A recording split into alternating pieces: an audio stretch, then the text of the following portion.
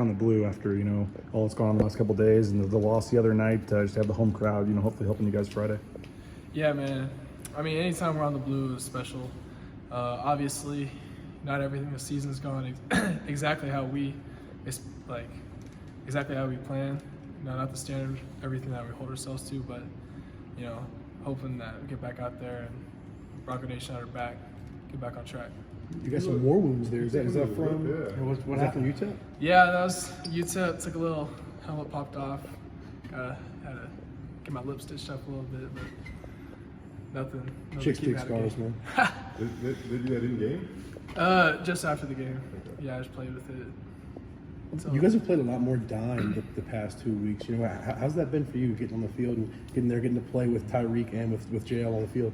Yeah, man. I mean, I think I mentioned it last year. I want an opportunity where JL doesn't necessarily have to come out for me to get some playing time, and it's been cool to be out there with him. And then it's easy for us to talk back and forth because same position, boundary safety, and it's just been a great opportunity to get out there and play. You guys have had a lot of stuff go on in the last 72 hours. How do you think the team is dealing with it, handling it, and moving on? I mean, you impressed by the group in there? Yeah, I mean, I think we have a really mentally tough, mentally focused group. And obviously, whatever you want to call it, adversity or, just stuff, crap hit the fan, however you want to say it. But yeah, man, I think we're focused on with everything that happened. I think we're focused on San Diego State and just trying to figure out what we can do as a team. How much were you guys tested against UTEP in the sense that you guys were on the field a long time, and it seemed like it started to wear on you guys a little bit? Yeah, man, I think you could ask anybody on the team. I don't think anyone was super satisfied with their aspect. I think we can overall as a team play better. I mean, take a lot of pride in special teams. I think I personally could have done better on special teams. We could have done better as a unit, and then I wouldn't say we performed our standard. You guys have been such a good tackling team so far this year, and it seemed like UTEP's probably maybe your guys' worst performance in that area. And usually, when you think of missed tackles, you miss a tackle, and a guy goes for 60, but it was always like missed tackle, a guy rolls off and picks up 3 or 4, and it changes the circumstances of the next down. So, is that an area you guys are focused at all this week, or is that an area you can do better? Yeah, man. I think, like I said, we're emphasizing how each one of us as a player, and each coach talk about how they emphasize how they can be better.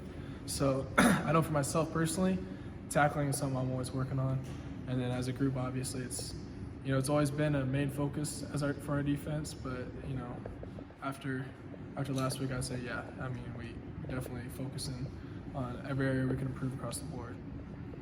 Where do you think your defense is at its best strength versus what you've seen so far on San Diego State's offense? Where do you think you're going to be able to get these guys?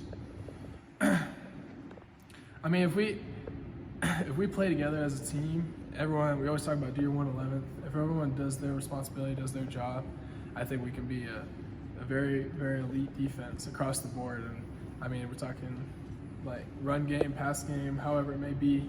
I think we got a lot of versatile players that can play multiple positions.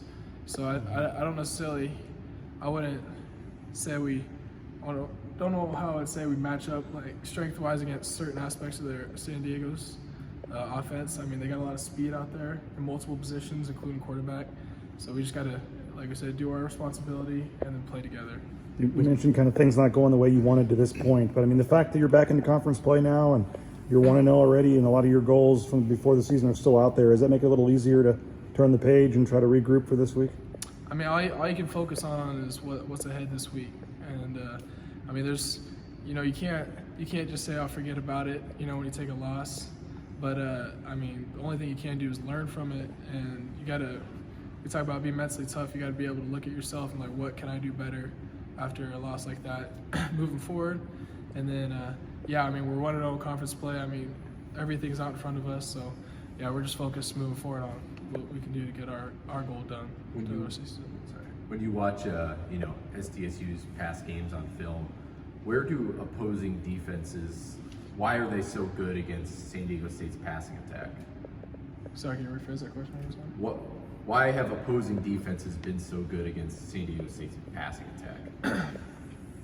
I don't really want to speculate on other defenses playing against San Diego State. Just like any offense, they may have strengths and weaknesses. So, but I mean, like I said, just I mean, we don't preface what they do as much as what we do as a defense, right? So, I mean, like I said, we can't. I mean, we saw last week. We can't take for granted, like this is a team strength or weaknesses. We don't got to worry about this or that. No, I mean, we got to come out there and perform across the board. What stands out to you about San Diego State's quarterback? He's fast. He's a great athlete. We got to, like I said, keep saying do our 111. One person, misses an assignment. Talk about keeping leverage, and we got to. Guy like that is dangerous because one missed assignment and all of a sudden it becomes a track race, and you don't necessarily want that. So just got to be fundamentally sound. I know you're a defensive guy, but how much confidence does this team have in Taylon Green right now? Yeah, been around Taylon for 2 years now. He's got a great work ethic, and I'm excited to see what he's going to do with this opportunity. With Cutter coming in, naturally the offense will change a little bit. How important is it to get defensive stops early to allow the offense to get time to spin up and get going? So, sorry, one more time. Sorry, with Cutter coming in, the offense will naturally change a little bit at least. How important is it to get stops early to allow the offense time to get going? I mean, from a defensive perspective, right? It's always important for us to get stops early, middle, late. So, I mean, the standard we hold ourselves to, I wouldn't say we have any more or less focus on it. We hold ourselves to a high standard no matter what point of the game it is. So, How hard does DJ Schramm play this game? man, DJ Schramm he's a tough dude. He's a great competitor. I actually live with him, so I can see the way he operates. Both in the building, outside the building. Just the way he carries himself at home in the community. He's just across the board. He's dialed, and we all go through little nicks and knacks throughout the season. He's never once heard him complain. Tough dude, and you can depend on him to do his job.